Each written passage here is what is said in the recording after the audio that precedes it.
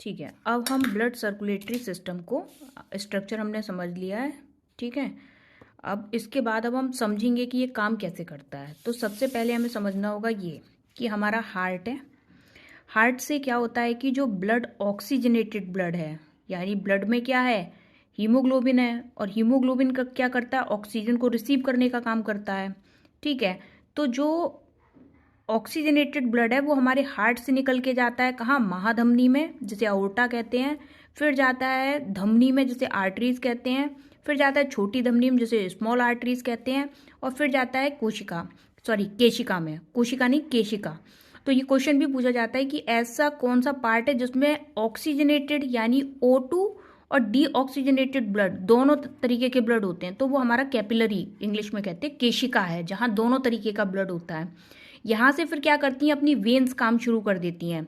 Small when receive करेगी, फिर when receive करेगी यानी शिरा, फिर महाशिरा यानी वेना कावा, और उसके बाद वो ब्लड चला जाता है हार्ट में। अब हमने बात की थी वेना कावा। वेना कावा क्या करती है, जो डीऑक्सीजनेटेड ब्लड है उसको हार्ट में लेके आती है। ठीक है, और अओर्टा यहाँ से रिसीव करती है और फिर आगे उसको फॉरवर्ड करती है। तो अब यही दोनों चीज़ों को अब आपको इस स्ट्रक्चर में समझ में आ गया होगा। वेना कावा ने क्या किया था, वेना कावा डीऑक्सीजनेटेड ब्लड को लेकर के हमारे हार्ट में आई थी, और अओर्टा ने क्या किया था, जब वो ऑक्सीजनेटेड ब्लड हो गया था तो यानी हार्ट ने पहुंचाया लंग्स के पास जाके ऑक्सीजन मिल गई, उसके बाद वो हार्ट में आया, फिर हार्ट से वो चला गया था अओर्टा में। तो अओर्टा कहाँ है, अओर्टा यानी अओर्टा क्या है, महाधमनी, और इसीलिए देखिए इसके नाम पर इसका नाम रख दिया हमने आउर्टिक।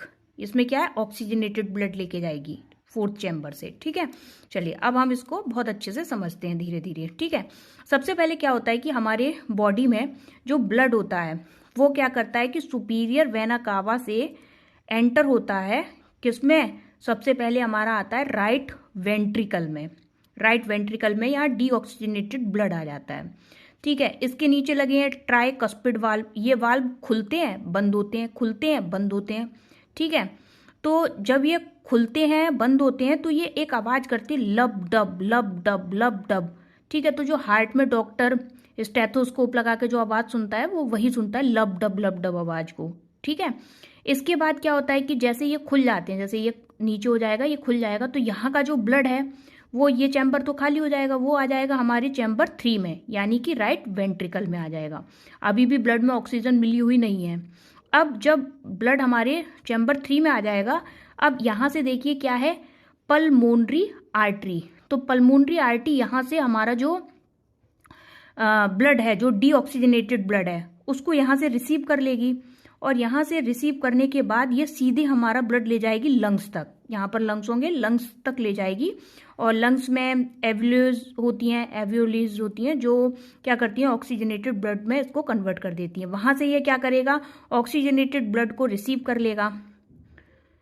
ठीक है, अब वो आगे का प्रोसेस है, पहले आप इतना समझ लो कि blood deoxygenated superior vena cava यानी महाधमनी से हमारे एंटर हुआ, किसमें, महाधमनी नहीं है, यह महाशिरा है। ठीक है, गलत लिख दिया है यहाँ, महाशिरा।